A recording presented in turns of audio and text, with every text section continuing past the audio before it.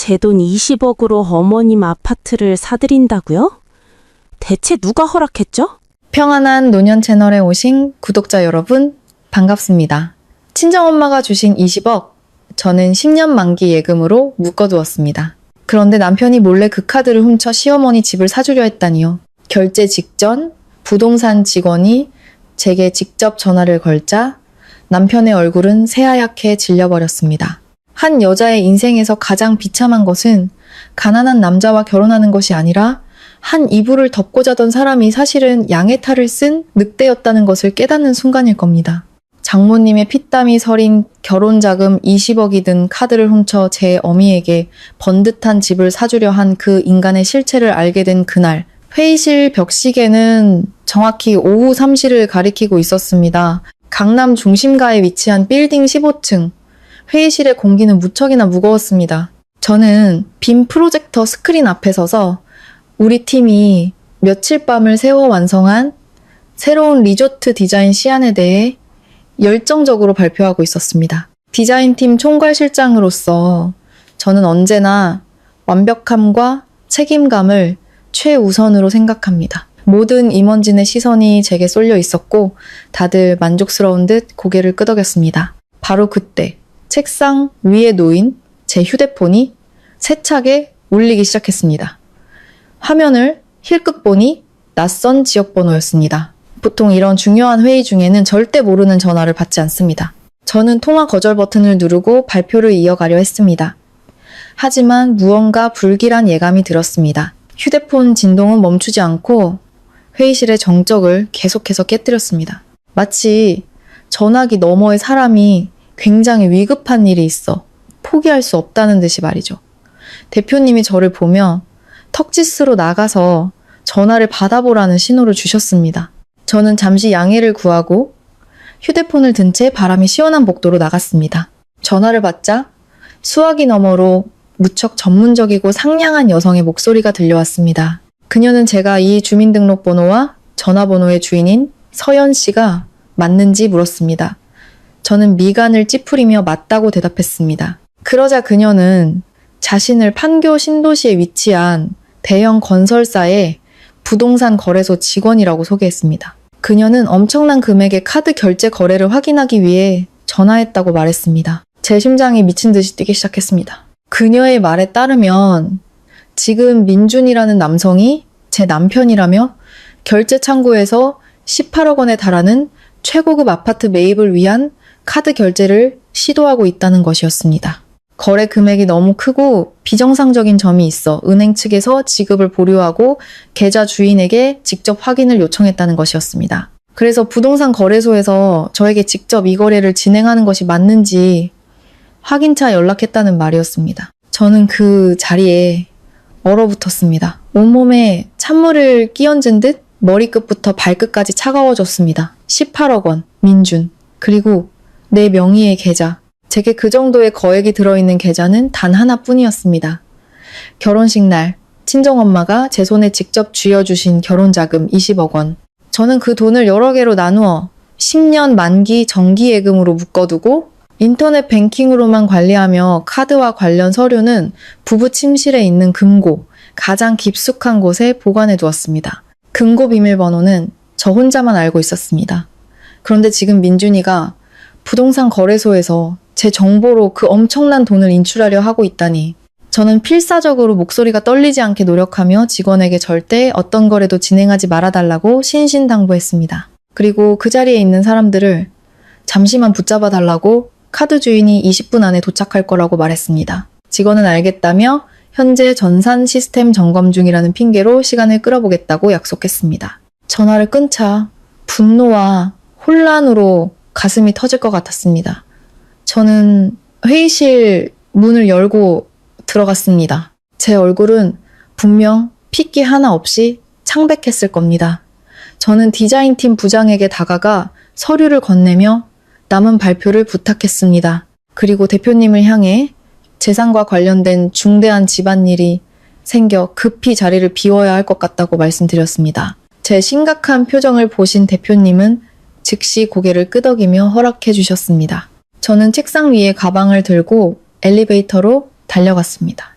15층에서 1층까지 내려가는 그 짧은 시간이 영원처럼 느껴졌습니다. 머릿속에서는 수만 가지 질문이 떠올랐지만 답을 찾을 수 없었습니다. 민주는 항상 저를 사랑한다고 말했고 아내의 사생활을 존중하는 다정하고 사려 깊은 남편인 척했습니다. 그런데 그런 그가 감히 우리 부모님의 피땀이 서린 돈에 손을 대다니. 건물 로비를 나서자마자 저는 근처에 서 있던 택시를 잡아 탔습니다. 기사님께 판교 신도시의 부동산 거래소 주소를 말하고 최대한 빨리 가달라고 재촉했습니다.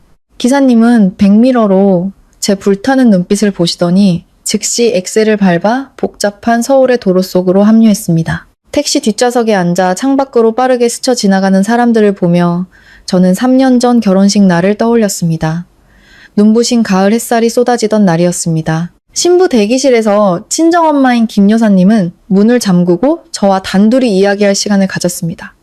저희 엄마는 생활력이 강한 분이셨습니다. 평생을 아버지와 함께 고향에서 유명한 맞춤 가구 공장을 일구셨습니다. 엄마는 평생을 아끼고 고생하며 사셨지만 자식들만큼은 당신들처럼 고생하지 않고 풍족하게 살기를 바라셨습니다. 그날 엄마는 짙은 와인색 한복을 입고 계셨습니다. 딸을 시집 보내는 다른 어머니들처럼 마냥 기뻐 보이지는 않으셨고 얼굴에는 걱정이 서려 있었습니다. 엄마는 제 손을 꼭 잡으셨습니다. 수십 년의 세월로 거칠어진 손이었지만 이상하게도 따뜻한 온기가 전해졌습니다. 엄마는 가방에서 작은 벨벳 상자를 꺼내셨습니다. 상자를 열자 그 안에는 검은색의 고급스러운 은행 카드가 들어있었습니다. 엄마는 제 눈을 똑바로 보며 떨리지만 단호한 목소리로 말씀하셨습니다. 이 카드 안에 20억이 들어있다. 이건 아빠와 내가 평생 공장에서 번 돈을 아껴 모은 돈이다.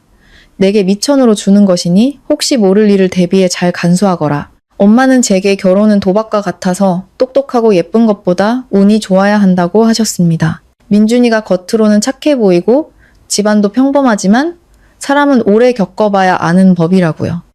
엄마는 이 돈 전부를 은행에 가져가서 최소 10년 이상의 장기 예금으로 묶어두라고 하셨습니다. 그리고 시댁은 물론 남편인 민준에게조차 이 돈의 존재에 대해 절대 입을 열지 말라고 엄하게 당부하셨습니다. 요즘 여자들은 자신만의 비상금이 있어야 한다며 혹시 무슨 일이 생기거나 시댁이 못되게 굴면 누구에게 아쉬운 소리 하지 않고 당당하게 제 갈 길을 갈 수 있어야 한다고요. 엄마의 그 간곡한 당부는 제 마음속 깊이 새겨졌습니다. 신혼여행에서 돌아오자마자 저는 혼자 은행에 가서 20억 전액을 제 명의로 된 여러 개의 10년 만기 예금으로 나누어 넣었습니다. 그리고 인터넷 뱅킹으로만 잔고를 확인할 수 있도록 설정했습니다. 실제 카드에는 아주 적은 금액의 생활비 계좌만 연결해 두었습니다. 그리고 최신형 디지털 금고를 사서 침실 구석에 두었습니다. 저는 카드와 중요 서류를 보석함에 넣어 금고 가장 안쪽에 넣고 저만 알 수 있는 비밀번호를 설정했습니다. 돌아가신 외할머니의 생신과 아빠의 첫 중고차 번호판을 조합한 번호였습니다. 지난 3년간의 결혼 생활 동안 저는 제 선택을 믿었습니다. 민주는 의료기기 회사의 영업부장으로 일했습니다. 그의 수입은 괜찮은 편이었고 생활비를 감당하기에는 충분했습니다. 하지만 지금 돌이켜보면 사랑의 눈이 멀어 무심코 지나쳤던 이상한 징후들이 있었습니다. 민주는 종종 저희 친정의 재정 상황에 대해 묻곤 했습니다. 그는 농담처럼 아버님의 가구 공장이 매년 얼마나 순이익을 내는지, 나중에 부모님이 자식들에게 재산을 나누어 주실 것인지 등을 떠보았습니다. 몇 번은 제가 침실을 청소할 때 민준이가 일부러 금고 옆에 서서 두꺼운 철문을 두드리기도 했습니다. 그는 웃으며 이 안에 금은보화라도 숨겨뒀어? 왜 이렇게 꽁꽁 잠가두는 거야? 라고 묻곤 했습니다. 그러면서 부부는 일심동체라며 내 돈이 내 돈이고 내 돈이 내 돈이니 한 계좌에 합쳐서 관리하는 게 편하지 않겠냐는 말도 했습니다. 그럴 때마다 저는 그저 웃으며 금고 안에는 신분증 같은 중요 서류와 자잘한 장신구 몇 개밖에 없다고 둘러댔습니다. 민주는 제가 더 말하고 싶어 하지 않는 것 같자 더는 묻지 않았지만 그의 호기심과 탐욕은 결코 사라지지 않았던 것입니다. 그는 조용히 기회를 엿보며 제 비상금을 가로챌 계획을 세우고 있었던 겁니다. 택시가 화려한 신도시 아파트 단지 정문 앞에 급정거하면서 저는 냉혹한 현실로 돌아왔습니다. 부동산 거래소의 로비는 눈이 부실 정도로 호화로웠습니다. 번쩍이는 대리석 바닥은 높은 천장에서 쏟아지는 화려한 크리스탈 샹들리에 불빛을 반사했습니다. VIP 고객들을 위한 고급 가죽 소파가 통유리 벽을 따라 놓여 있었습니다. 자동 유리문을 통과하자마자 저는 주위를 둘러보았고 즉시 머리끝까지 피가 솟구치는 것을 느꼈습니다. 결제 창구 근처 대기 공간에 민준과 시어머니인 박 여사가 편안한 소파에 거만하게 앉아 있었습니다. 테이블 위에는 김이 모락모락 피어오르는 연잎차 2잔과 고급 디저트가 놓여 있었습니다. 그들의 모습은 마치 장난감을 사러 온 재벌처럼 보였습니다. 민주는 잘 다려진 셔츠를 입고 다리를 꼰 채 서류 뭉치를 넘기며 매우 만족스러운 표정을 짓고 있었습니다. 그의 옆에 앉은 박 여사는 머리를 높게 틀어 올리고 화려한 꽃무늬 원피스를 입은 채 기쁨에 겨워 얼굴이 활짝 펴 있었습니다. 그녀는 계속해서 프로젝트 홍보 전단지를 손가락으로 가리키며 옆에서 시중을 들고 있는 여직원에게 한박 웃음을 지으며 무언가 말하고 있었습니다. 저는 심호흡을 하며 가슴속에서 들끓는 분노를 억누르려 애썼습니다. 저는 또각거리는 구두 소리를 내며 그들에게 빠르게 다가갔습니다. 아까 제게 전화했던 여직원은 저를 보자마자 제 신분증 사진과 대조해보고는 바로 저를 알아챘습니다. 그녀는 제게 다가와 조용히 고개를 숙여 인사하며 민준 모자가 있는 곳을 턱짓으로 가리켰습니다. 제가 테이블 가까이 다가갔을 때 민준은 고개를 들었습니다. 저를 보자마자 그의 입가에 걸려있던 미소가 순식간에 사라졌고 얼굴은 붉은 기운에서 새하얗게 변했습니다. 그가 들고 있던 서류 뭉치가 테이블 위로 힘없이 떨어졌습니다. 디자인 도면의 공중정원 그림에 넋을 잃고 있던 박 여사는 아들의 이상한 반응에 고개를 돌렸습니다. 며느리의 얼굴을 보자 박 여사는 전혀 당황하거나 부끄러워하는 기색이 없었습니다. 오히려 벌떡 일어나 제게 다가와 제 팔을 덥석 잡았습니다. 마치 제가 구세주라도 되는 것처럼요. 박 여사는 능글맞은 웃음을 지으며 시끄러운 로비에 울려 퍼지는 교태 섞인 목소리로 말했습니다. 아가, 아주 딱 맞춰왔구나. 이 집 정말 끝내준다. 18층에 호수공원이 바로 내려다 보이는 게 풍수지리적으로도 대박이래. 내가 평생 고생해서 아들 키운 보람이 있네. 이제라도 이런 부자들 사는 고급 아파트에서 살아보다니. 그녀는 제게 빨리 가서 카드 결제나 하라고 재촉했습니다. 다른 사람이 계약해버리면 너무 아깝지 않겠냐면서요. 저는 돌처럼 굳어서서 흥분으로 가득 찬 시어머니의 주름진 얼굴을 날카로운 눈으로 훑어보았습니다. 저는 그녀가 붙잡고 있는 제 팔을 조용히 빼냈습니다. 저는 박 여사의 어떤 인사나 아양에도 대꾸하지 않았습니다. 제 태도는 주위 온도를 영하로 떨어뜨릴 만큼 차가웠습니다. 저는 한 걸음 다가가 소파에 몸을 움츠리고 있는 민준과 마주 섰습니다. 저는 아주 분명하고 단호한 목소리로 한마디 한마디 꾹꾹 눌러 말했습니다. 내 비밀번호 잠금 금고 안에 있던 카드가 왜 당신 손에 들려있는지 설명해 보시죠. 제 질문은 크지 않았지만 뒤가 구린 짓을 한 사람의 심장을 꿰뚫기에는 충분한 무게를 담고 있었습니다. 우리 주위의 다른 고객들과 직원들은 하던 일을 멈추고 곧 펼쳐질 막장 드라마를 구경하기 위해 우리 가족에게 시선을 돌리기 시작했습니다. 민주는 꿀꺽 마른 침을 삼켰습니다. 실내 에어컨이 차갑게 돌아가고 있었지만 그의 이마에는 식은땀이 송골송골 맺혔습니다. 숨막히는 긴장감이 로비 한 구석을 감쌌습니다. 제 날카로운 시선 아래 민주는 더듬거리며 입을 열었습니다. 그의 목소리는 몇 분 전에 자신만만함은 온데간데 없이 떨리고 있었습니다. 그는 며칠 전 제가 금고를 열 때 우연히 지나가다 비밀번호 누르는 것을 보게 되었다고 둘러댔습니다. 그리고 오늘 급하게 돈 쓸 일이 생겨서 혹시나 하는 마음에 한번 열어봤다고 말했습니다. 저는 그 말을 들으며 등골이 오싹해졌습니다. 정말 급한 일이 있었다면 아내에게 전화를 했어야지 몰래 금고를 열고 아내의 서류까지 들고 와서 거액의 거래를 할 리가 없었습니다. 민주는 계속해서 체면을 차리려 애썼습니다. 그는 제게 진정하고 앉아서 이야기하자며 부부 사이에 뭘 그렇게 심각하게 구냐고 말했습니다. 그리고는 듣기 거북한 변명을 늘어놓기 시작했습니다. 이 아파트는 투자 가치가 아주 높아서 지금 사뒀다가 몇 달 뒤에 팔기만 해도 수억 원은 벌 수 있다는 것이었습니다. 게다가 어머니가 연세도 많으신데 좁고 시끄러운 골목길, 낡은 주택에 사시는 게 건강에 좋지 않다며 제 카드에 놀고 있는 돈으로 이 집을 사서 어머니께 효도도 하고 부부 공동재산도 늘리려는 좋은 의도였다고 말했습니다. 저를 깜짝 놀라게 해주고 싶어서 미리 상의하지 않았을 뿐이라는 것이었습니다. 그 뻔뻔한 변명을 듣고 있자니 헛웃음이 터져 나왔습니다. 비웃음과 경멸이 가득한 웃음이었습니다. 바로 그때 박 여사도 자기 아들을 거들겠다며 끼어들었습니다. 그녀는 허리에 손을 얹고 제게 큰 소리로 말했습니다. 부부가 결혼하면 한 가족인데 내 돈이 곧 우리 민준이 돈이지 어떻게 도둑질이라는 말을 할 수 있냐는 것이었습니다. 그녀는 며느리 노릇을 하려면 시댁을 위해 헌신할 줄 알아야 한다며 저를 가르치려 들었습니다. 시어머니에게 집을 사드리는 것은 며느리의 책임이자 우리 친정이 몇 대에 걸쳐 쌓아야 할 복이라고 했습니다. 그러면서 수십억이나 되는 돈을 금고에 썩혀두면서 시어머니는 다 쓰러져가는 집에서 살게 만드는 악독한 며느리라고 저를 비난했습니다. 그들 모자의 말 한마디 한마디가 비수처럼 제 귀에 꽂혔습니다. 더 이상 참을 수 없었습니다. 저는 민준의 얼굴을 똑바로 쳐다보며 그의 모든 우스꽝스러운 변명을 일축했습니다.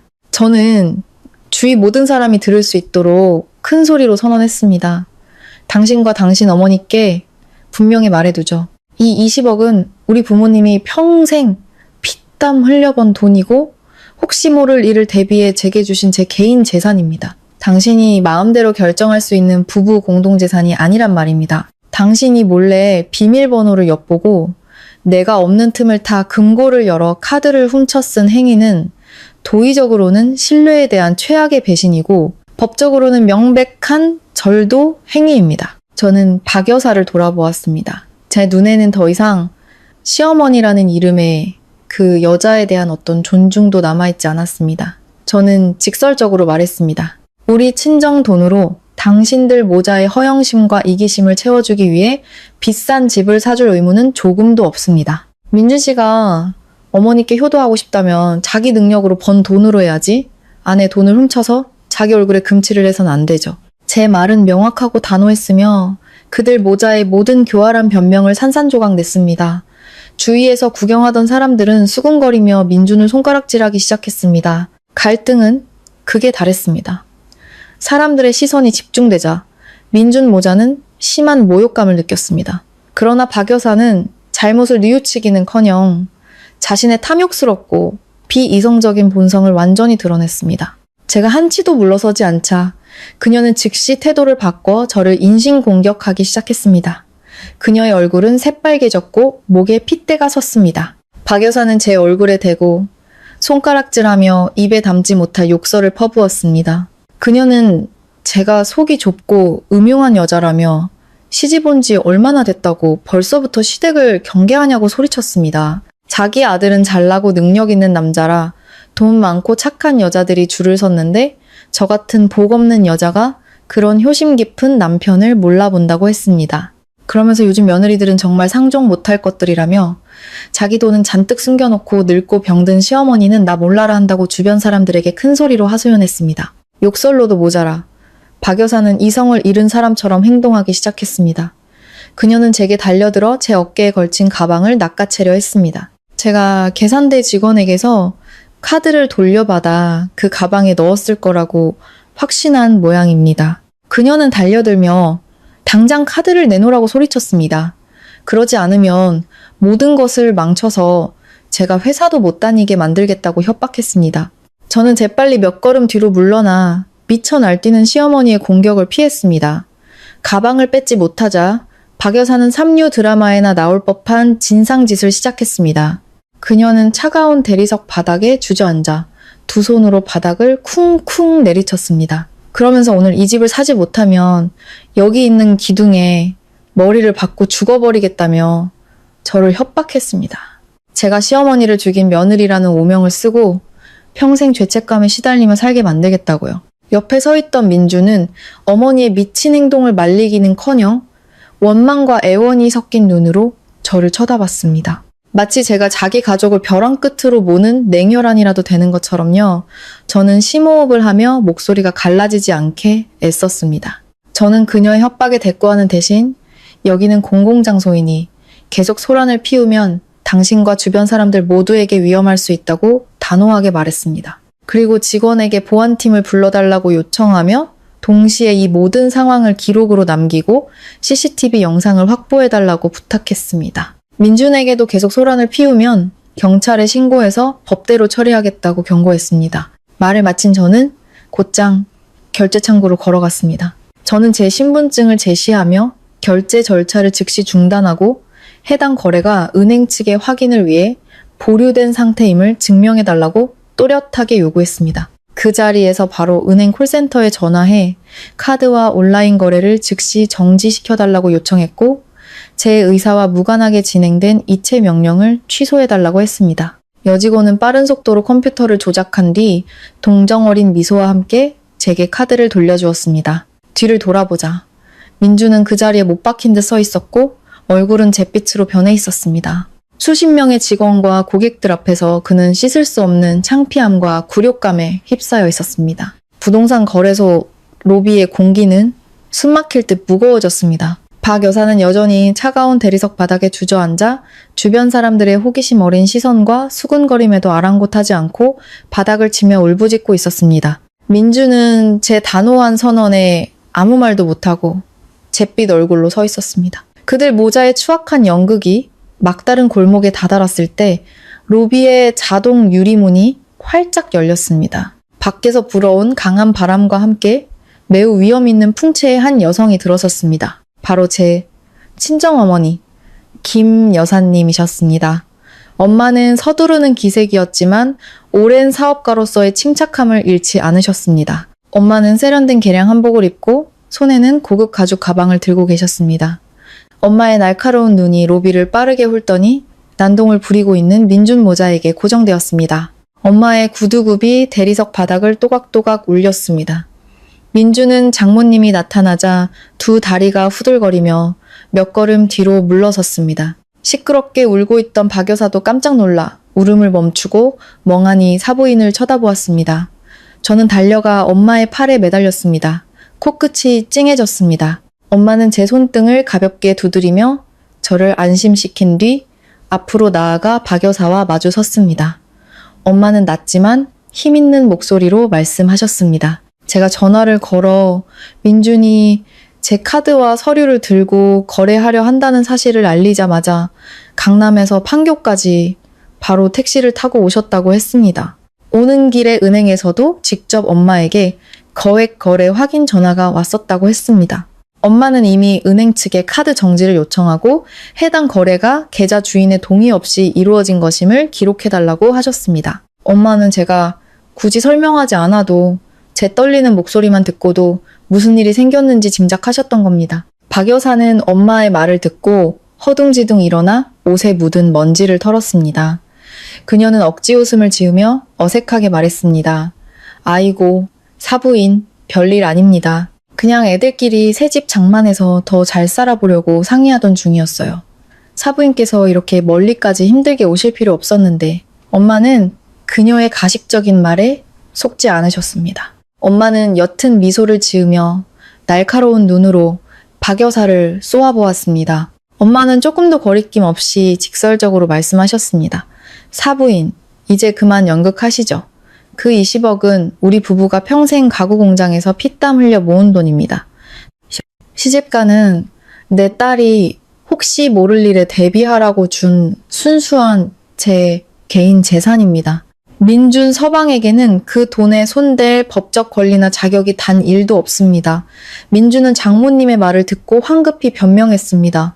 어머니, 오해십니다. 저는 그냥 놀고 있는 돈으로 투자해서 돈도 벌고 어머니께 좋은 집도 사드려 효도하고 싶었을 뿐입니다. 절대 돈을 뺏으려던 게 아니에요. 엄마는 즉시 그의 말을 잘랐습니다. 엄마는 목소리를 높여 그 위선적인 사위의 실체를 폭로했습니다. 자네가 효도라는 말로 그 끝없는 탐욕을 가리지 말게. 자네의 월급이 한 달에 700만 원이지. 그중 500만 원은 자네 어머니 통장으로 바로 이체해서 여행 다니고 쇼핑하게 해드리고, 이 집의 모든 생활비, 전기세, 수도세, 장 보는 돈, 양가 경조사비까지 전부 내 딸 서연이 혼자 감당하고 있어. 자기 아내한테 따뜻한 밥 한 끼 제대로 못 챙겨주면서 무슨 자격으로 처가 돈으로 제 어미한테 효도를 한단 말인가? 엄마의 말은 민준 모자의 뺨을 후려치는 차가운 물벼락과도 같았습니다. 주위 사람들은 고개를 끄덕이며 사정을 이해하기 시작했고, 몇몇은 노골적으로 남자 쪽 집안의 파렴치한 행태를 비난했습니다. 박 여사는 얼굴이 시뻘개져서 아무런 반박도 하지 못했습니다. 민주는 굴욕감에 고개를 푹 숙이고 두 손을 꽉 쥐었습니다. 엄마는 더 이상 그 탐욕스러운 사람들과 입씨름할 가치도 없다는 듯 저를 돌아보며 단호한 목소리로 가방 챙겨서 당장 집으로 가자고 하셨습니다. 저는 고개를 끄덕이고 엄마의 뒤를 따랐습니다. 텅 빈 거래소 로비에 망연자실 서 있는 민준 모자를 뒤로 한 채 택시는 순환도로를 부드럽게 달려 우리를 강남의 익숙한 집으로 데려다 주었습니다. 조용한 차 안에서 그동안 억눌러왔던 모든 억울함과 서러움이 한꺼번에 터져 나왔습니다. 저는 엄마의 어깨에 고개를 묻고 소리 없이 눈물을 흘렸습니다. 엄마는 아무 말 없이 제 머리를 부드럽게 쓰다듬으며 한숨을 쉬셨습니다. 엄마의 거친 손길이 제게 보이지 않는 힘을 주었고, 세상의 풍파가 아무리 거세도 가족은 언제나 가장 안전한 피난처라는 것을 깨닫게 해주었습니다. 집에 도착해서 저는 옛날 제 방으로 올라갔습니다. 모든 것이 제가 결혼하기 전과 똑같이 깔끔하게 정돈되어 있었습니다. 저는 푹신한 침대에 몸을 던지고 눈을 감았습니다. 폭풍우 속에서 잠시나마 평화를 찾고 싶었습니다.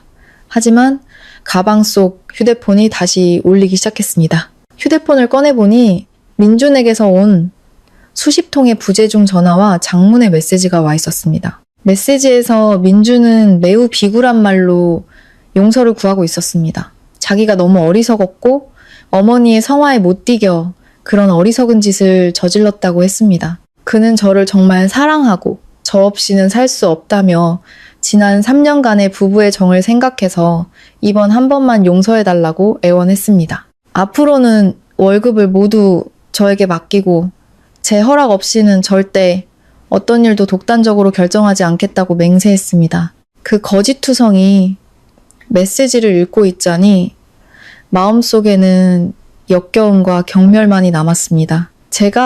그가 제 카드를 직원에게 건네는 것을 본 순간 제 신뢰는 이미 산산조각 났습니다. 저는 휴대폰 화면을 끄고 옆으로 던져버렸습니다. 답장할 가치도 없었습니다. 바로 그때 제 휴대폰이 다시 울렸습니다. 이번에는 낯선 번호였지만 아까 그 부동산 회사의 번호와 비슷했습니다. 저는 잠시 망설이다 전화를 받았습니다. 수화기 너머에서는 자신을 판교 아파트 프로젝트의 수석 컨설턴트라고 소개하는 남자의 목소리가 들렸습니다. 그는 매우 정중하고 조심스러운 태도로 말했습니다. 그는 쉬는 시간에 방해해서 죄송하지만 민준 씨와 관련하여 급히 확인할 사항이 있다고 했습니다. 그 중개인의 말에 따르면 제가 떠난 후 민준 씨가 남아서 주택 구매 방식을 일시불에서 10년 할부로 변경해달라고 요청했다는 것이었습니다. 그는 다른 사람이 계약할까봐 일단 계약금 2억 원을 내고 그 호수 전망의 아파트를 잡아두려고 절차를 알아보고 있다는 것이었습니다. 중개인은 민준 씨가 계약금이 부부 공동재산에서 나올 것이라고 주장했기 때문에 나중에 분쟁의 소지를 없애기 위해 계약서 작성 전에 부부 양측의 명확한 동의와 위임장이 필요하다고 덧붙였습니다. 그 말을 듣는 순간 등골이 다시 한번 오싹해졌습니다. 저는 정중하게 알려줘서 고맙다고 말하고 저는 어떤 거래에도 동의하지 않는다고 분명히 밝힌 뒤 전화를 끊었습니다. 저는 침대 가장자리에 멍하니 앉아 있었습니다. 민준의 야심은 제 상상을 초월할 정도로 컸습니다. 그는 아직도 어머니에게 그 호화로운 아파트를 사주려는 계획을 포기하지 않았던 겁니다. 방금 전에 그 사죄와 반성의 메시지는 저를 안심시키고 돈을 빼돌릴 다른 기회를 노리기 위한 연막에 불과했습니다. 문득 한 가지 큰 의문이 머릿속을 스쳤습니다. 내 카드를 쓰지 못하게 되었는데 월급 700만 원 중 500만 원을 어머니께 보내는 민준이 지금 당장 계약금 2억 원을 어디서 구한단 말인가? 가능성은 단 하나뿐이었습니다. 저는 용수철처럼 침대에서 튀어 올랐습니다. 가방을 들고 거실로 달려 내려갔습니다. 엄마는 거실 탁자에서 녹차를 마시고 계시다가 제 창백하고 겁에 질린 얼굴을 보고는 무슨 일이냐고 물으셨습니다. 저는 더듬거리며 부동산 중개인과의 통화 내용을 엄마에게 말씀드렸습니다. 이야기를 다 듣자 엄마의 얼굴도 극도로 심각해졌습니다.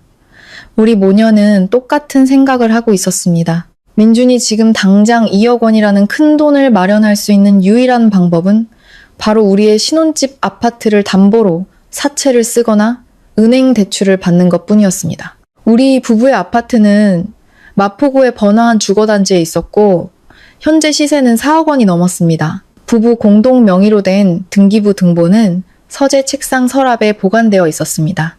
만약 민준이 몰래 등기부 등본을 들고 가서 담보대출을 받는다면 모든 것이 걷잡을 수 없이 복잡해질 것이었습니다. 단 1초도 지체할 수 없었습니다. 저와 엄마는 급히 택시를 불러 서류를 확인하기 위해 신혼집으로 향했습니다.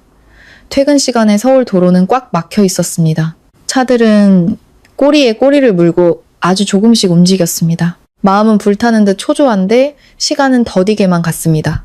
엄마는 제 손을 꼭 잡고 진정해야 한다며 모든 일에는 해결 방법이 있다고 저를 다독였습니다. 거의 1시간 동안 교통체증과 씨름한 끝에 우리는 마포구의 아파트에 도착했습니다.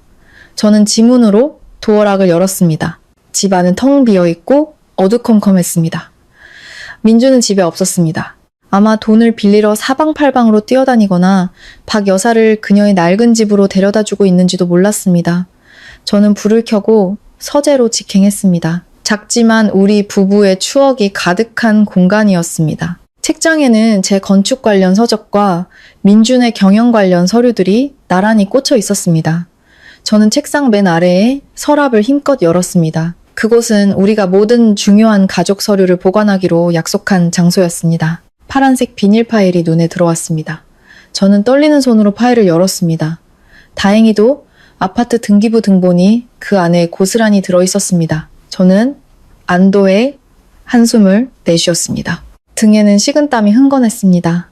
저는 등기부 등본을 엄마에게 보여드렸습니다. 엄마는 고개를 끄덕이며 일단 이 서류는 친정에 가져가서 안전하게 보관하라고 하셨습니다. 저는 서랍을 다시 정리하며 다른 관련 서류들도 챙겼습니다. 나중에 은행 기록과 대조하고 변호사와 상담할 때 필요할 것들이었습니다. 그런데 서랍을 정리하다가 바닥에 깔린 벨벳 천이 한쪽으로 쏠려 있는 것을 발견했습니다.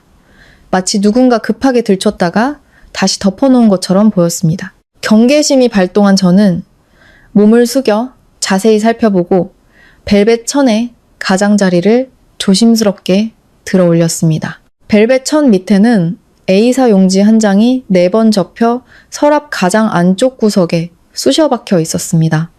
심장이 세차게 뛰기 시작했습니다. 왜 이렇게 은밀한 곳에 그것도 집문서가 있는 서랍에 종이가 숨겨져 있었을까? 저는 천천히 종이를 꺼내 구김을 폈습니다.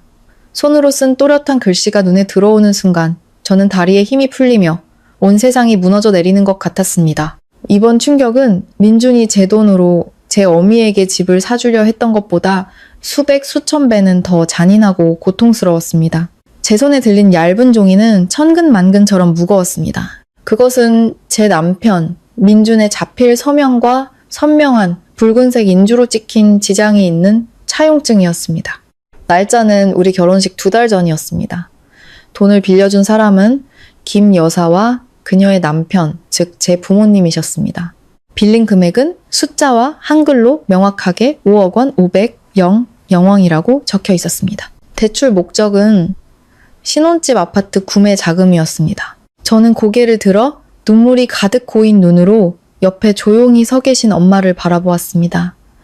이 집을 사던 날의 기억이 그 어느 때보다 선명하게 떠올랐습니다. 그때 민주는 제게 자랑스럽게 말했습니다. 몇 년간 허리띠를 졸라매고 악착같이 일해서 5억 원을 모았다고요. 그는 그 돈에 우리 부모님이 결혼 선물로 주기로 약속하신 5억 원을 보태서 이 아파트를 대출 없이 한 번에 사자고 제안했습니다. 그는 우리가 빚 걱정 없이 완벽한 보금자리를 갖기를 바란다고 능력 있고 경제적으로 독립한 남편을 둔 아내로서 친구들 앞에서 떳떳했으면 좋겠다고 말했습니다. 저는 민준을 무조건적으로 믿었고 그를 무척이나 자랑스러워했습니다. 하지만 이 종이에 드러난 진실은 너무나도 쓰고 어처구니가 없었습니다. 그가 자랑하던 개인저축 5억 원은 사실 그가 몰래 우리 부모님에게서 빌린 돈이었던 것입니다. 이 결혼은 처음부터 끝까지 민준이 우리 집 재산을 빼돌려 성공한 남자라는 화려한 껍데기를 만들기 위해 공들여 연출한 정교한 사기극이었습니다. 제가 소리 없이 흐느끼자 엄마는 다가와 저를 꼭 안아주셨습니다. 엄마는 지난 3년간 숨겨왔던 모든 진실을 털어놓으셨습니다. 그 당시 민준이 혼자 부모님을 찾아와 무릎을 꿇고 집 살 돈을 빌려달라고 애원했다고 합니다. 그는 집안 형편이 어렵고 어머니는 편찮으시다며 눈물로 호소했습니다. 그는 제가 가난한 남자와 결혼해서 고생하는 것을 원치 않는다며 열심히 일해서 3년 안에 반드시 그 돈을 갚겠다고 약속했습니다. 그리고 자존심 때문에 그러니 서연이에게는 절대 말하지 말아달라고 부탁했다고 합니다. 행여나 제가 자기를 무시해서 부부 사이에 금이 갈까봐 두렵다고요. 우리 부모님은 딸을 너무나 사랑했고 민준이 진심으로 보였기에 그리고 남자의 자존심을 지켜주는 것이 우리 부부의 행복을 위한 길이라 생각해서 돈을 빌려주고 이 비밀을 지켜주셨던 겁니다. 하지만 부모님은 당신들의 관용과 이해가 그런 소인배의 간만 키워줄 줄은 꿈에도 모르셨습니다. 지난 3년간 그는 부모님께 원금은커녕 이자 한 푼 갚지 않았습니다. 그러면서 시댁 식구들에게는 자기가 번 돈으로 서울의 아파트를 샀다고 떠벌리고 다녔습니다. 그리고 오늘 그는 제 돈으로 박 여사에게 집을 사주려 했던 것입니다. 민준의 배은망덕하고 파렴치한 행동은 인간으로서의 모든 한계를 넘어섰습니다. 엄마는 제 눈물을 닦아주시며 목소리가 매우 단호해졌습니다. 엄마는 제게 모든 약한 마음을 버리고 그런 쓰레기 같은 인간 앞에서 절대 무너지지 말라고 하셨습니다. 엄마는 이 차용증이야말로 그의 교활함을 법 앞에서 처단할 가장 날카로운 무기이자 빼도 박도 못할 증거라고 말씀하셨습니다. 우리 모녀는 즉시 행동해야 했습니다. 그 배신자가 단 하루라도 더 뻔뻔하게 사기 행각을 벌이도록 내버려 둘 수 없었습니다. 다음날 아침 저는 회사에 휴가를 냈습니다. 우리 모녀는 신분증, 아파트 등기부 등본, 은행카드, 그리고 차용증을 챙겨서 초동법조타운에 있는 유명한 로펌으로 향했습니다. 그곳은 혼인가사 및 재산 분쟁 해결 분야의 최고 전문가인 정 변호사님의 사무실이었습니다. 변호사 사무실은 고급스럽고 엄숙하게 꾸며져 있었습니다. 정 변호사님은 50대 정도로 보이는 남성으로 금태 안경을 쓰고 있었고 눈빛은 경험에서 우러나오는 날카로움으로 가득했습니다. 그는 우리 모녀를 소파에 앉히고 차를 내어준 뒤 제가 처음부터 끝까지 모든 사건을 설명하는 것을 신중하게 들었습니다. 그는 중요한 세부사항을 수첩에 계속 메모했고 때때로 생각에 잠긴 듯 고개를 끄덕였습니다. 제가 차용증을 내밀고 부동산 거래소에서 민준의 카드 절도 현장을 잡았던 이야기를 하자 정 변호사님의 눈이 빛났습니다. 정 변호사님은 법적 요소를 매우 상세하고 이해하기 쉽게 분석해 주었습니다. 그는 이 10억 원의 예금이 혼인 전에 친정 어머니로부터 증여받은 것이므로 전적으로 제 특유 재산임을 확신했습니다. 민준은 그 돈에 대해 어떠한 권리도 주장할 수 없다고 했습니다. 5억 원의 채무에 대해서는 차용증에 차용인이 명백히 민준 한 사람으로 기재되어 있고 서명과 지장까지 있으므로 이는 법적으로 그가 제 부모님에 대해 지는 개인 채무라고 규정했습니다. 법원은 민준에게 원금 전액과 법정 이자를 상환할 의무를 부과할 것이라고 했습니다. 더 나아가 변호사님은 아내의 금고 비밀번호를 엿보고 카드를 훔쳐 개인적인 용도로 사용하려 한 행위는 심각한 도덕적 위반이며 혼인 관계에 있어 중대한 유책 사유에 해당한다고 강조했습니다. 이혼 소송 시 이는 마포구 신혼집 아파트와 같은 공동재산을 분할할 때 제게 절대적으로 유리한 요소가 될 것이라고 했습니다. 하지만 정 변호사님은 현재로서는 우리 측의 진술만 있을 뿐이라는 점을 지적했습니다. 부동산 거래소에서의 사건은 CCTV가 있지만 음성 녹음이 없어 민준이 절도 사실을 인정한 증거는 부족하다고 했습니다. 법정에서 그가 발뺌하지 못하도록 더 확실한 증거가 필요했습니다. 그는 자신의 풍부한 경험을 바탕으로 상세한 반격 계획을 세워주었습니다. 첫째, 제 부모님 명의로 민준을 상대로 5억 원의 대여금 반환 청구 소송을 제기하는 것이었습니다. 소장과 함께 마포구 아파트에 대한 부동산 처분금지 가처분 신청을 하라고 조언했습니다. 이는 민준이 제 어머니에게 사줄 아파트의 계약금을 마련하기 위해 집을 담보로 잡히거나 급하게 팔아치우는 것을 막기 위함이었습니다. 둘째, 가장 어려운 부분은 제게 맡겨졌습니다. 정 변호사님은 제게 부드러운 채찍으로 쫓아매는 전략을 사용하라고 조언했습니다. 즉, 증거가 확보될 때까지 침착함을 유지하고 정면 충돌을 피하라는 것이었습니다. 그가 말하길 만약 제가 자연스러운 대화 녹음을 통해 민준의 자백을 받아낼 수 있다면 그것은 소송에서 매우 강력한 증거가 될 것이라고 했습니다. 더 중요한 거는 은행 거래 내역, 카드 정지 기록, 문자 메시지, CCTV, 증인 등 객관적인 자료들을 추가로 수집하여 명확한 증거 체인을 만들어야 한다고 했습니다.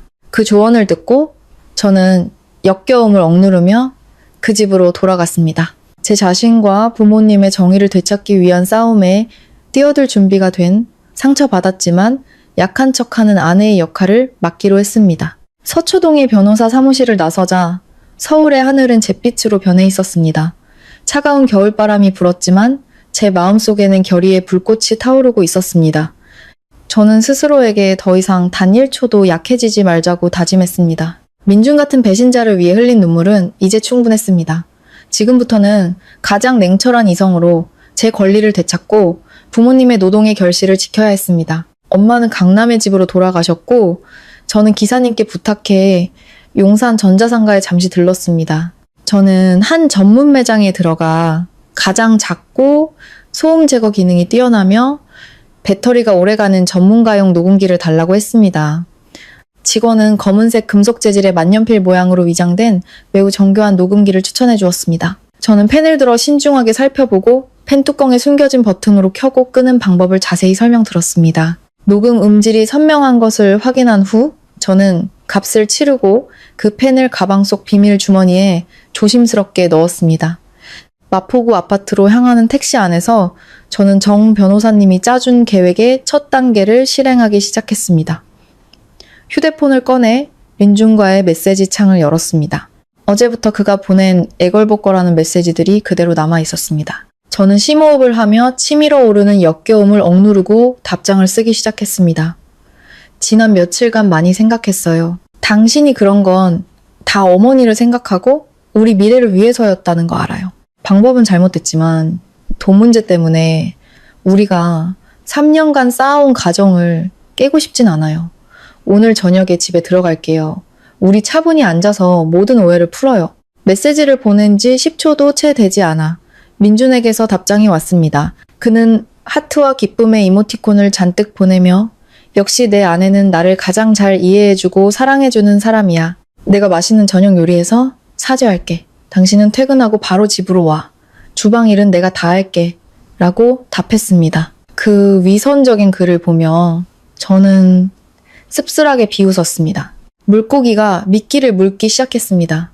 그는 몇 마디 달콤한 말로 그의 검은 속내를 이미 다 꿰뚫어 본 여자의 눈을 가릴 수 있다고 생각한 모양입니다. 제가 마포구 아파트 문을 열고 들어서자 맛있는 음식 냄새가 코를 찔렀습니다.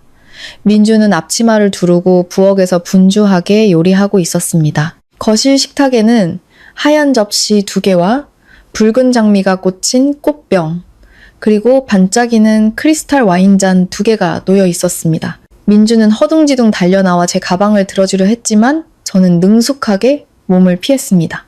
저는 부드럽게 웃으며 당신은 요리마저 해요.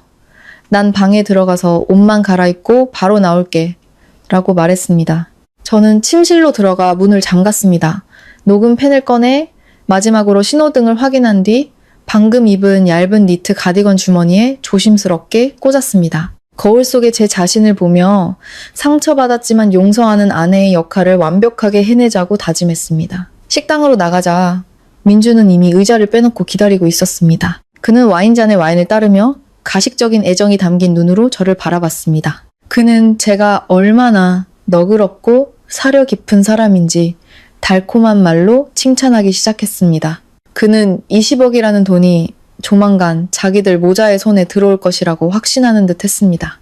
오늘 저녁 식사는 이 유능한 배우의 모든 야심을 폭로할 완벽한 무대였습니다. 천장에서 내려온 따뜻한 노란 조명이 식탁을 비추며 겉보기에는 매우 낭만적인 분위기를 연출했습니다. 민주는 탕수육 한 조각을 제 그릇에 놔주며 아양 떠는 목소리로 말했습니다.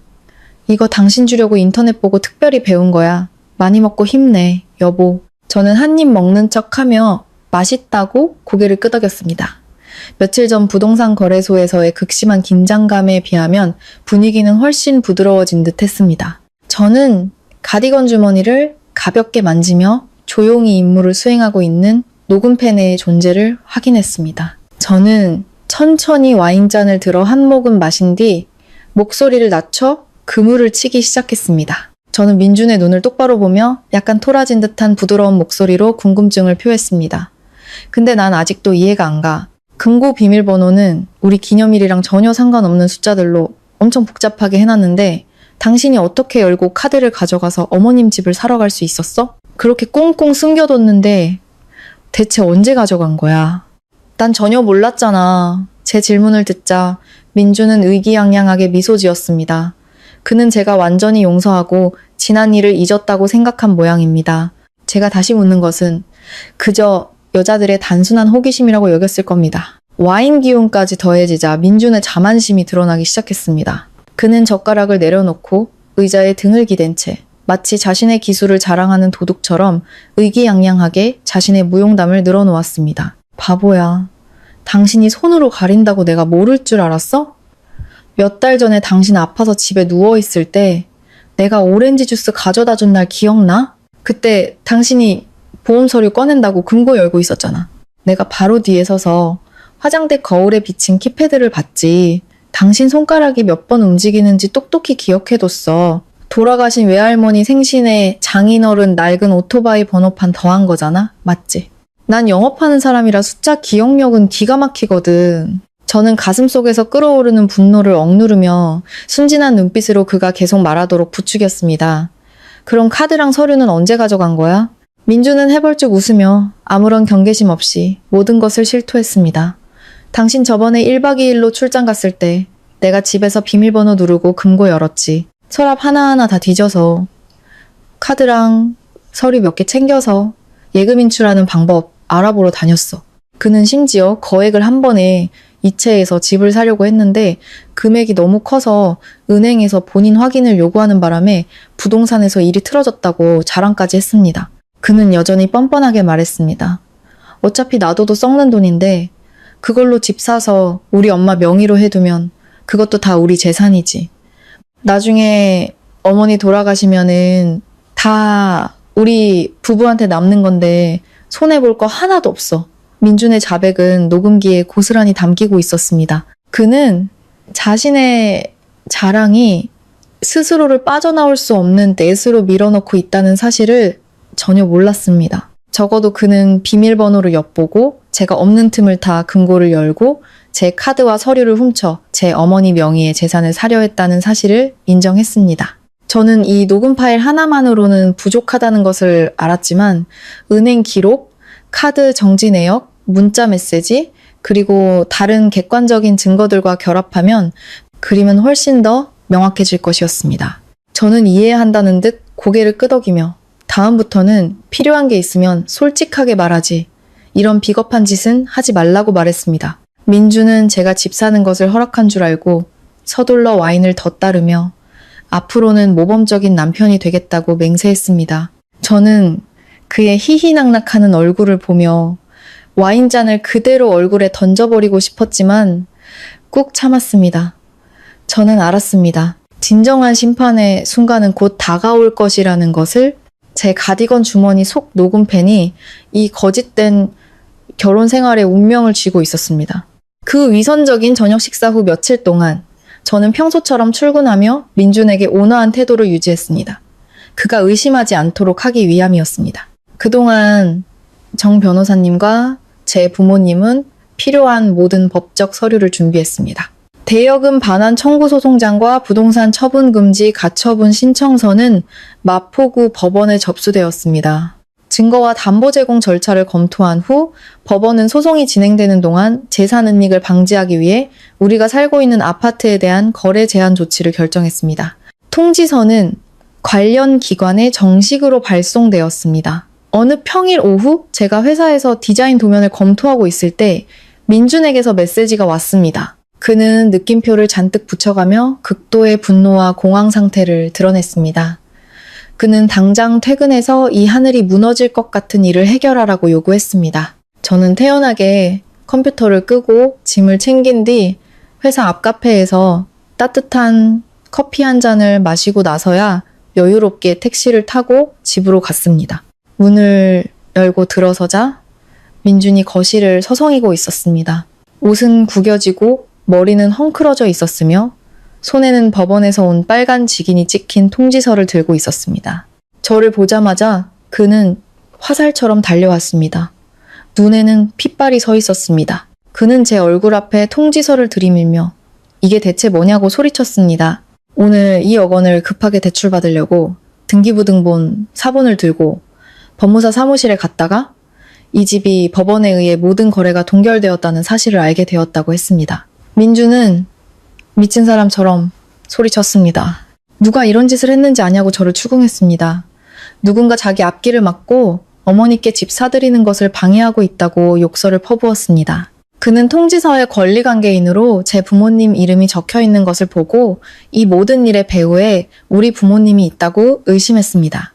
그는 제게 다가와 팔을 강하게 움켜쥐며 당장 친정에 전화해서 따지라고 윽박질렀습니다. 저는 일부러 팔을 뿌리치고 아픈 곳을 문지르며 연기력을 발휘하기 시작했습니다. 저는 눈을 동그랗게 뜨고 눈물을 글썽이며 말했습니다. 저는 당황하고 겁에 질린 목소리로 그에게 대답했습니다.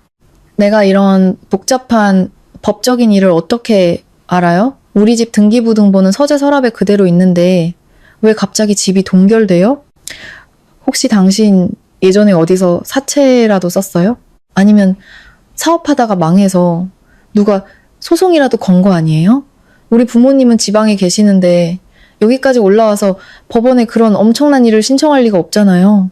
민주는 제가 울먹이며 변명하고 빚 이야기를 꺼내자 뜨끔한 듯 했습니다. 그는 몇 걸음 뒤로 물러서며 머리를 쥐어 뜯었습니다. 그의 머릿속에는 온갖 추측이 떠올랐지만 제가 서랍 밑바닥에 숨겨진 차용증을 발견했다는 사실은 꿈에도 의심하지 못했습니다. 그는 서재로 달려가 모든 서랍을 열어젖히며 등기부 등본을 찾았습니다.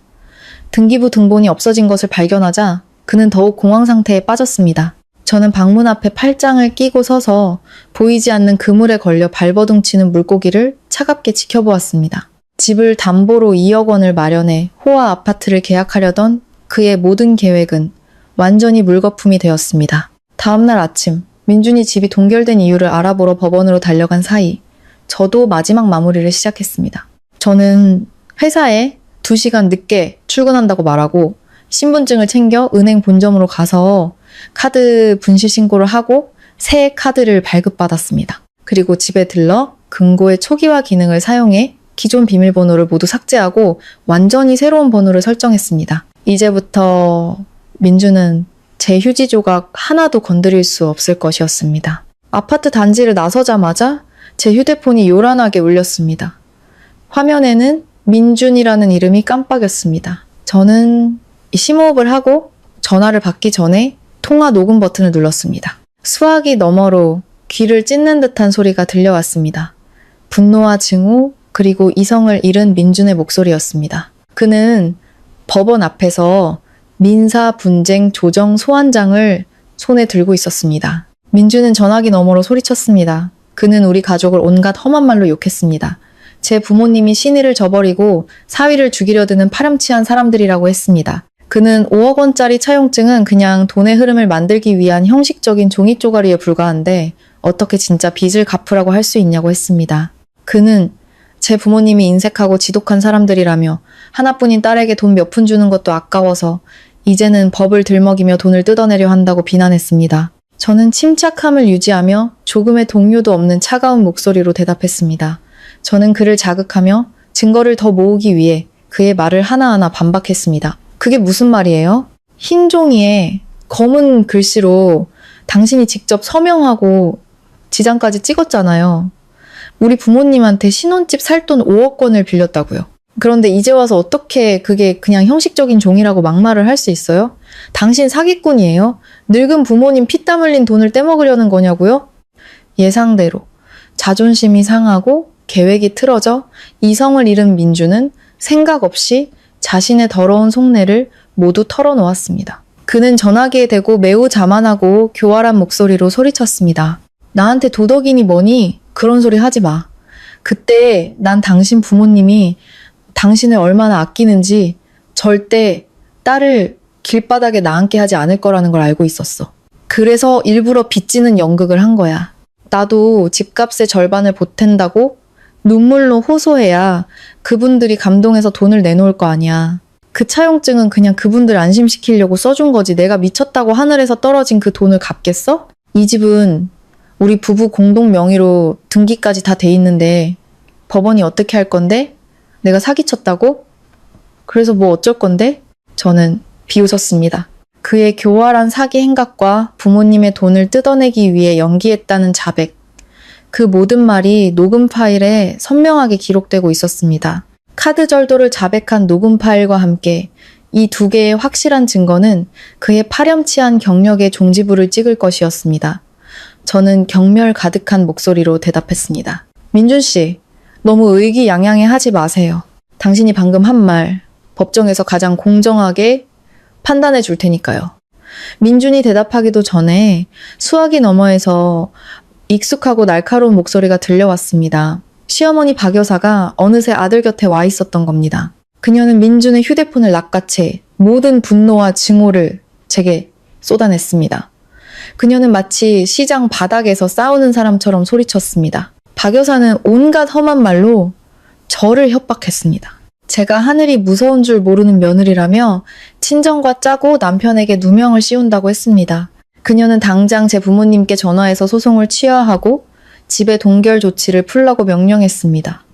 만약 그렇게 하지 않으면 자기 집안 친척들을 모두 이끌고 제가 다니는 디자인 회사 본사로 쳐들어가서 난리를 치겠다고 협박했습니다. 제 모든 동료와 상사에게 제가 얼마나 불효막심한 며느리인지, 비열한 수법으로 시댁을 함정에 빠뜨렸는지 다 소문내겠다고 했습니다. 심지어 차를 빌려 제 부모님의 가구 공장에 있는 고향까지 내려가서 부모님이 동네에서 얼굴도 못 들고 다니게 만들겠다고 했습니다. 그들 모자의 뻔뻔함과 광기는 인간의 인내심을 넘어섰습니다.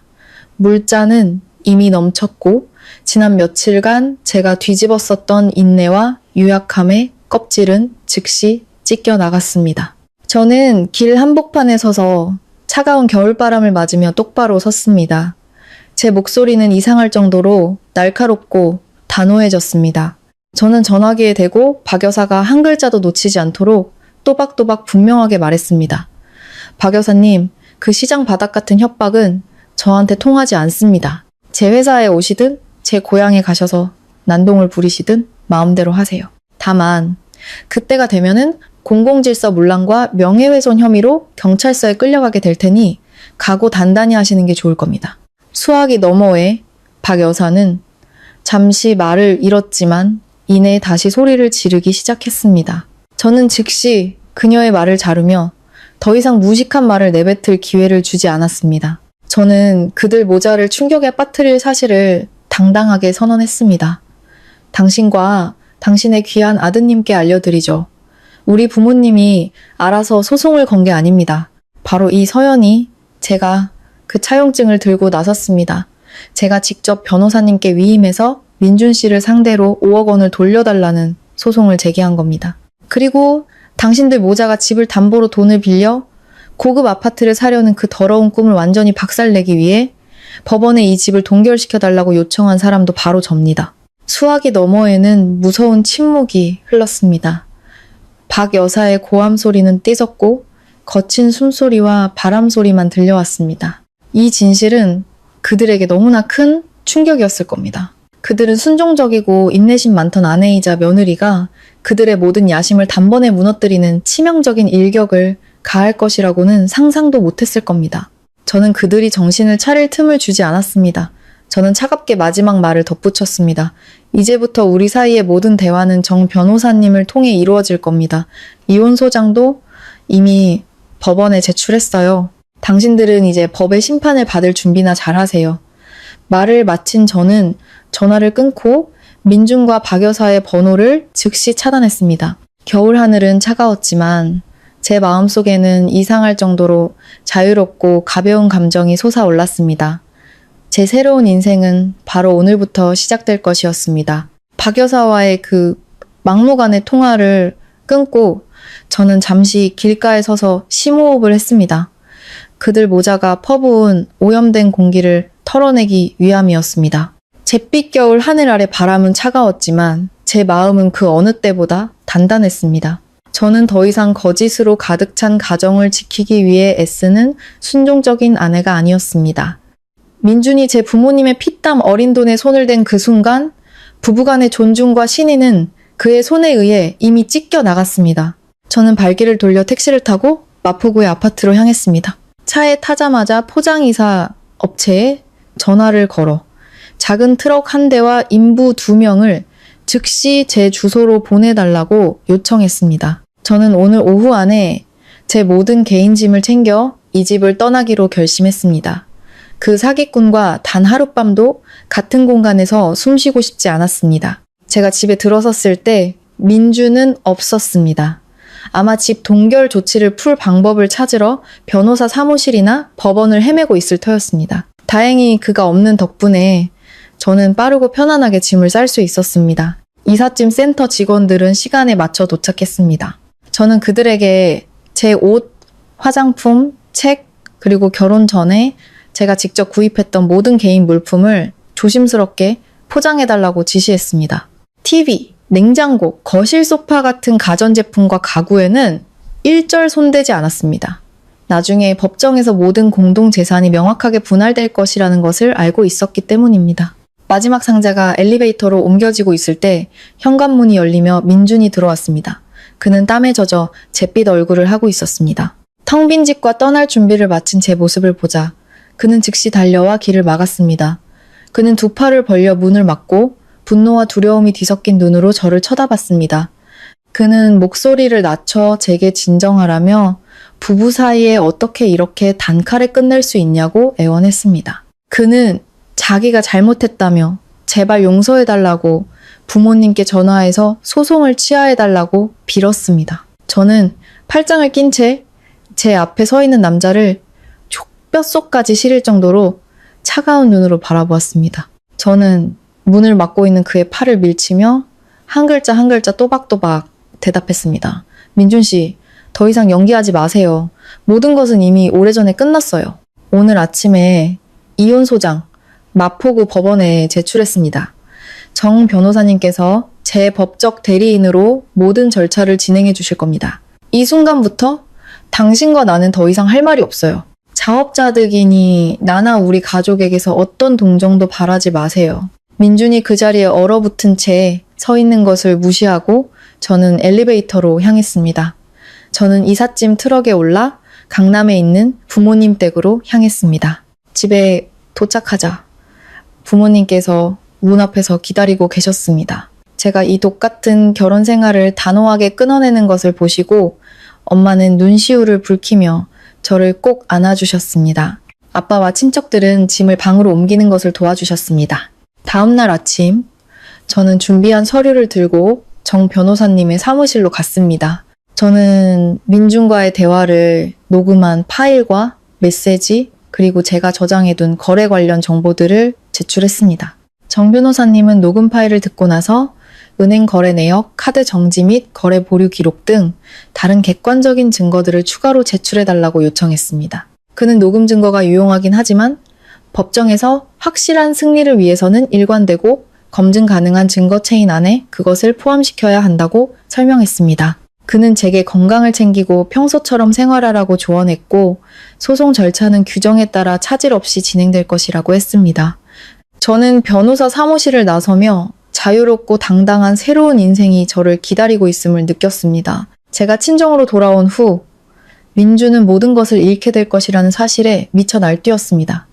그는 제가 모든 연락처를 차단했기 때문에 제게 직접 연락할 수 없었습니다. 그는 공통된 친구들을 통해 저를 압박하기 시작했습니다. 일주일 내내 제 휴대폰은 민준의 친구들에게서 온 전화로 쉴 새 없이 울렸습니다.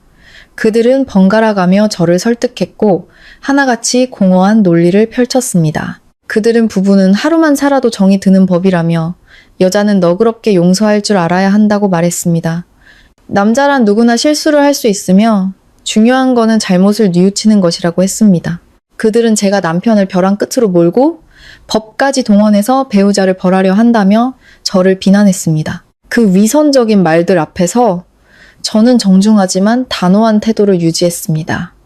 저는 그의 친구들 한 명 한 명에게 분명하게 대답했습니다. 이불 속에 들어가 보지 않은 사람이 어떻게 이불 속에 무엇이 있는지 알겠어요? 사람은 의도치 않은 실수는 용서할 수 있지만 3년 동안 치밀하게 계획된 사기 음모는 용서할 수 없습니다. 그는 제 결혼 자금을 훔치고 저희 부모님의 노후 자금을 사기쳤습니다. 그렇다면 누가 우리 가족을 용서해 줄 건가요? 제 단호한 논리와 명백한 사실에 그들은 모두 할 말을 잃고 전화를 끊었고 다시는 저를 귀찮게 하지 않았습니다. 한편 법원에서는 소환장 송달에 어려움을 겪었습니다. 민주는 고의적으로 소환장 수령을 거부했습니다. 법원 직원이 마포구 아파트로 직접 송달했지만 그는 문을 굳게 닫고 나오지 않았습니다. 전화를 걸면 받지 않았고 등기우편은 수취인 부재로 반송되었습니다. 민주는 시간을 끌며 제가 지쳐서 결국 포기하기를 바랐습니다. 하지만 그는 정 변호사님의 능력을 과소평가했습니다. 피고의 뻔뻔한 비협조에 정 변호사님은 즉시 법원에 민사소송법 규정에 따른 공시송달을 신청했습니다. 법원은 직원을 민준의 주민등록상 주소지 관할 주민센터로 보내 소환장과 소송 접수 통지서를 주민센터 게시판과 아파트 게시판에 공시했습니다. 이로 인해 온 동네 사람들이 그의 사기 행각과 실체를 알게 되었고 그는 창피해서 쥐구멍에라도 숨고 싶은 심정이 되었을 겁니다. 동시에 소송의 확실성을 더하기 위해 정 변호사님은 매우 현명한 조치를 취했습니다. 그는 법원의 사실조회 신청을 통해 판교의 부동산 거래소에 직접 방문했습니다. 그곳에서 그는 민준이 제 카드를 들고 집을 사러 왔던 그날의 모든 CCTV 영상을 확보했습니다. 그가 카드를 들고 있던 장면, 박 여사가 바닥에 주저앉아 난동을 부리던 장면 등 모든 것이 증거물로 CD에 담겼습니다. 거기서 그치지 않고 정 변호사님은 법원을 통해 은행에 사실조회를 신청했습니다. 법원은 은행에 지난 3년간의 민준의 급여 계좌 거래 내역을 제출하라고 명령했습니다. 그 결과는 충격적이었습니다. 매달 회사에서 700만 원의 월급이 들어오면 민준은 즉시 500만 원을 박 여사 명의의 계좌로 이체했습니다. 남은 적은 돈은 주유비와 아침 식사비로 사용했습니다. 가정의 막대한 생활비는 모두 제 어깨에 지워져 있었습니다. 이 확실한 증거는 제 어머니의 말이 모두 사실임을 증명했고 가정경제에 기여했다는 그의 모든 거짓 주장을 산산조각 냈습니다. 법의 그물망은 좁혀졌고 민준에게 남은 거는 심판의 날을 기다리는 것뿐이었습니다. 1심 재판이 열리던 날 아침, 서울의 하늘은 며칠간의 흐림 끝에 맑게 개었습니다. 저는 단정한 검은색 정장을 입고 머리를 깔끔하게 묶었습니다. 자신감 있고 침착한 모습이었습니다. 부모님과 정 변호사님이 저와 함께 차를 타고 마포구 법원으로 향했습니다. 우리가 법원 마당에 들어섰을 때 민준과 박 여사가 이미 와 있었습니다. 우리 가족을 보자 박 여사의 얼굴은 즉시 분노로 일그러졌습니다. 그녀는 법정의 존엄성을 무시하고 마당에서부터 소란을 피우기 시작했습니다. 그녀는 제 부모님을 손가락질하며 우리 집이 돈이 많다고 아들을 괴롭힌다며 온갖 막말을 쏟아냈습니다. 그녀의 소란으로 복도 전체가 시끄러워졌고 다른 민원인들과 법원 직원들이 눈살을 찌푸렸습니다. 재판장은 질서 유지를 위해 법정 경위에게 지시를 내렸습니다. 2명의 경위가 다가와 박 여사에게 조용히 해달라고 요청했습니다. 그녀가 계속해서 소리를 지르자 경위들은 재판의 존엄성을 위해 그녀를 법원 밖으로 퇴장시킬 수밖에 없었습니다. 민주는 피고석에 앉아 어머니가 쫓겨나는 것을 보며 얼굴이 새하얗게 질려 아무 말도 하지 못했습니다. 재판이 시작되었습니다. 재판장은 각 당사자에게 의견을 진술하라고 했습니다. 민준 측 변호사가 일어섰습니다. 그는 억지 논리로 의뢰인을 변호하려 애썼습니다. 그는 5억 원은 장인, 장모가 부부에게 집사라고 준 증여금이며 차용증은 어른들을 기쁘게 해드리기 위한 형식적인 것에 불과하다고 주장했습니다. 20억 원에 대해서는 혼인 기간 중에 발생한 재산이므로 민준도 절반의 권리가 있으며 그 돈으로 집을 사려 한 것도 부부의 공동생활을 위한 것이었다고 변호했습니다. 그 뻔뻔한 변호를 들으며 저는 옅은 미소를 지었습니다. 정 변호사님이 조용히 일어나 재판부에 증거 자료를 제출하겠다고 말했습니다. 침착하지만 날카로운 태도로 정 변호사님은 피고 측의 주장을 하나씩 반박해 나갔습니다. 먼저 그는 자필 차용증을 제출했습니다. 그는 감정 결과 민준의 서명과 지장이 모두 진짜임이 확인되었다고 밝혔습니다. 차용증에는 명백히 민준 개인의 대출 목적과 상환 약속이 적혀 있으며 증여라는 단어는 어디에도 없었습니다. 다음으로 정 변호사님은 민준이 위선적인 저녁 식사 자리에서 모든 것을 자백한 녹음 파일과 그가 전화로 욕설하며 도발했던 통화 녹음 파일을 제출했습니다. 녹음된 음성이 법정의 스피커를 통해 선명하게 울려 퍼졌습니다.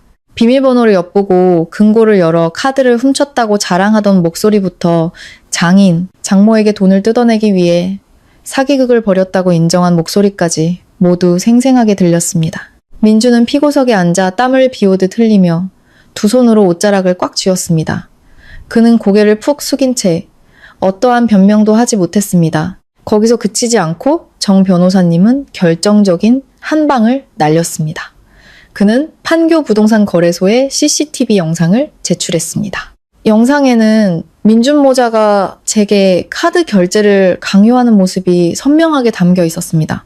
마지막으로 그는 민준이 지난 3년간 월급을 몰래 어머니에게 빼돌리며 가족 부양의 책임을 회피했다는 것을 증명하는 은행 계좌 거래 내역서를 제출했습니다. 잇따라 제출된 확실한 증거들은 견고한 벽이 되어 민준이 빠져나갈 모든 길을 막았습니다. 그의 변호사는 의뢰인의 비리가 너무나 명백했기에 더 이상 변호할 수 없다는 듯 고개를 저으며 침묵했습니다. 재판은 완전히 제게 유리하게 기울었습니다. 결혼을 이용해 처가의 재산을 노린 한 남자의 실체가 법의 빛 아래 낱낱이 드러났습니다. 비공개 합의 후 재판부가 다시 자리로 돌아왔습니다. 법정은 숨막히는 정적에 휩싸였습니다. 저는 등을 곧게 펴고 정의가 실현될 순간을 기다렸습니다. 민주는 맞은편에 움츠리고 앉아 마치 죽을 고비를 넘긴 환자처럼 초췌한 모습이었습니다. 재판장이 판결문을 낭독하기 시작했습니다. 혼인 관계에 대하여 법원은 저의 이혼 청구를 인용했습니다. 재판부는 민준이 부부의 의무를 심각하게 위반했으며 재정 문제에 있어 불성실했고 아내의 개인 재산을 무단으로 절도하여 개인적인 목적으로 사용하려 했다고 판단했습니다. 이러한 행위는 신뢰를 완전히 파괴하여 혼인관계를 파탄에 이르게 했으며 민준에게 전적으로 중대한 유책 사유가 있다고 인정했습니다. 재산 문제에 대하여 재판부는 20억 원의 예금은 혼인 전에 친정 어머니로부터 증여받은 저의 특유 재산임을 선언했습니다. 민주는 그 돈에 대해 어떠한 권리도 없다고 했습니다. 5억 원의 채무에 대해서는 차용증의 법적 효력을 인정하고 민준에게 원금 전액과 법정 이자를 부모님께 상환하라고 명령했습니다. 재판 당일까지 계산된 이자를 포함하면 민준이 갚아야 할 돈은 5억 원을 훌쩍 넘었습니다. 유일한 공동재산인 마포구 아파트에 대해서는 민준이 제 가족에게 빚을 갚을 능력이 없으므로 법원은 해당 아파트를 경매에 붙여 처분하라고 판결했습니다. 경매 대금은 우선적으로 제 부모님의 채무 5억여 원을 변제하는 데 사용될 것이었습니다. 남은 금액은 법에 따라 절반씩 나누게 되어 있었지만 민준이 공동재산에 심각한 손해를 끼치고 제게 정신적 피해를 입힌 유책 배우자임이 인정되어 법원은 그의 몫으로 돌아갈 나머지 재산 전부를 제게 위자료로 지급하고 이 재판의 모든 소송 비용을 부담하라고 판결했습니다. 재판장의 의사봉이 땅 소리를 내며 재판의 끝을 알렸습니다. 민주는 마지막 남은 힘까지 다 빠져나간 듯 책상 위로 쓰러졌습니다. 그는 두 팔에 머리를 묶고 어깨를 들썩였습니다. 그는 공식적으로 모든 것을 잃었습니다. 고급 아파트도, 아내의 20억 원도, 심지어 신혼집마저도 지키지 못했습니다. 잘 나가는 영업부장에서 그는 이제 사기꾼이라는 낙인과 무거운 법적 판결을 짊어진 채 집 없는 신세가 되었습니다. 저는 자리에서 일어나 온 매무새를 가다듬고 민준에게 다가갔습니다.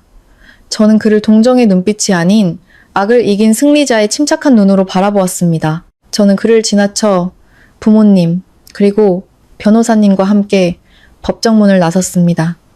밖에는 눈부신 햇살이 쏟아지고 있었습니다. 부모님은 환하게 웃으시며 오랫동안 마음을 짓누르던 무거운 짐을 내려놓으셨습니다. 법은 선량한 사람들에게 공정을 가져다 주었고 가족의 정을 이용해 사리사욕을 채우려 한 자를 마땅히 처벌했습니다. 저는 가슴 깊이 자유로운 공기를 들이마셨습니다. 어두웠던 과거를 닫고 제 인생에 더 밝은 새 장을 열 준비가 되었습니다. 시간은 흘러 이혼 재판이 끝난 지 어느덧 2년이 지났습니다. 제 삶은 눈부시고 당당한 새 장을 열었습니다. 그 지긋지긋한 결혼 생활을 청산한 후 저는 모든 열정을 디자인 업무에 쏟았습니다. 끊임없는 노력과 혁신적인 아이디어로 저는 회사에 연이어 대규모 신도시 프로젝트를 안겨주었습니다. 임원진은 제 능력을 높이 평가하여 저를 전국 크리에이티브 총괄 이사로 승진시켰습니다. 수입이 급증하자 저는 제 힘으로 멋진 차와 조용한 교외에 타운하우스를 구입했습니다. 주말마다 부모님을 모셔와 넓은 정원에서 휴식을 즐길 수 있는 곳이었습니다. 한편 민준과 그의 어머니에게는 인과응보의 혹독한 대가가 따랐습니다. 그가 아내의 카드를 훔치려다 재판에서 패소한 이야기는 업계에 빠르게 퍼졌습니다. 그가 다니던 의료기기 회사는 브랜드 이미지 손상을 우려해 그를 즉시 해고했습니다. 직장을 잃고 사기꾼이라는 낙인이 찍힌 민주는 어떤 번듯한 회사에도 재취업할 수 없었습니다.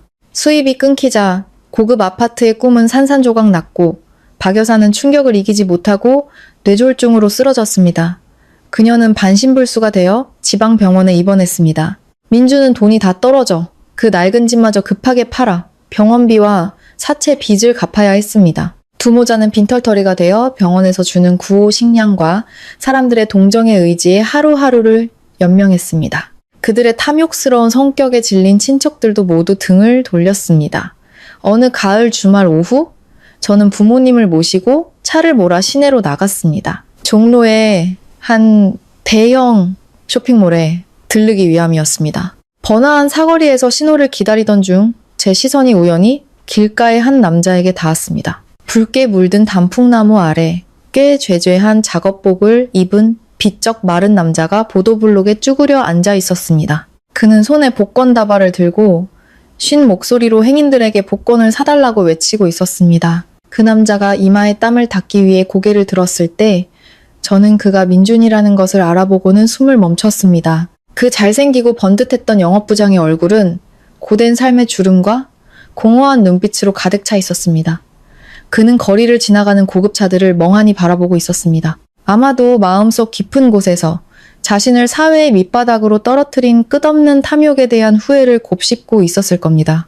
저는 그를 보았지만 마음속에는 어떤 연민이나 원망도 일어나지 않았습니다. 모든 것은 완전히 과거가 되었습니다. 신호등이 녹색으로 바뀌었습니다. 저는 가볍게 엑셀을 밟았습니다. 차는 부드럽게 나아가며 인파 속으로 사라지는 그 배신자의 모습을 뒤로 했습니다. 저는 뒷좌석에서 즐겁게 대화하고 계신 부모님을 돌아보며 살며시 미소 지었습니다. 폭풍우를 겪고 나니 저는 한 가지 사실을 더욱 절실히 깨닫게 되었습니다. 여자가 살면서 사랑에 운이 좋든 나쁘든 가장 든든하고 안전한 버팀목은 언제나 가족과 바로 자기 자신이라는 것을요. 경제적 독립, 역경 앞에서의 강인한 의지, 그리고 스스로의 피땀으로 번 돈이야말로 여성이 인생길을 당당하게 걸어갈 수 있도록 이끄는 가장 눈부신 빛이라는 것을 말입니다. 영상을 끝까지 시청해주셔서 감사합니다. 내용이 유익하셨다면 채널 구독과 좋아요, 그리고 공유를 통해 저를 응원해주세요.